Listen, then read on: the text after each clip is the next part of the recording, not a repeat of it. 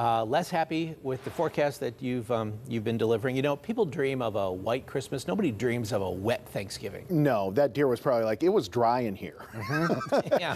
And now we have to deal with the rain. And the rain is eventually going to transition over to some snowflakes. But look at this. We have two fronts. One is going to move through. There's not going to be much of a change with front number one. It's front number two, which is this one where the area low pressure is back towards Minneapolis, southern Minnesota. That is going to be driving in some much colder air here and setting us up for some snow showers to the north. I don't think there's going to be a lot around Pittsburgh, even south of Route 422, but what we're going to end up with is this rain here over the course of the night. You'll notice a lot of the activity is moving from southwest to northeast. So we have that southerly flow, which means we're getting that warmer air coming in from the south still into tomorrow morning. So our temperatures are not going to move much from where we stand right now. So we're going to kind of live in those mid 50s right into tomorrow morning. From there, right around lunchtime, we get this cold front coming in, and then our wind shift. Late in the day, we might see a little snowflake trying to sputter, but nothing of consequence. But our temperatures are going to continue to fall.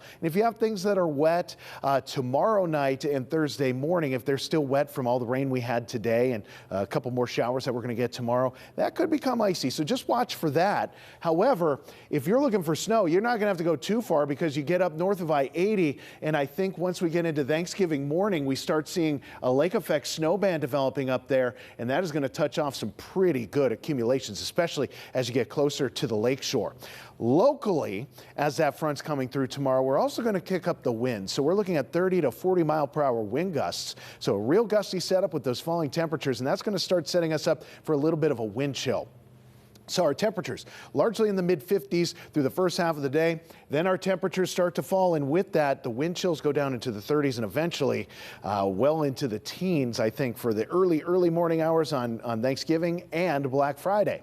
Now up to the north, where that cold air is going to be interacting with a warm lake, you get lake effect snow, and lake effect snow warnings are in place for many of the counties near the lakeshore. Meadville and Crawford County still under a winter storm watch. That's probably going to get put into winter weather advisory, but you can see the biggest snow totals are going to be found well to the north of us, and once you get south of Butler, those snow totals fall off big time.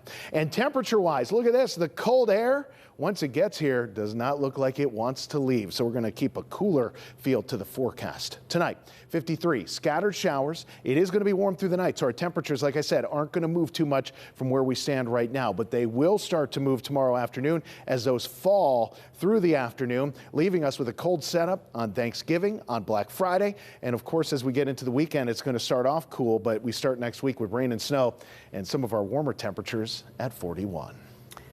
Thanks, Trey.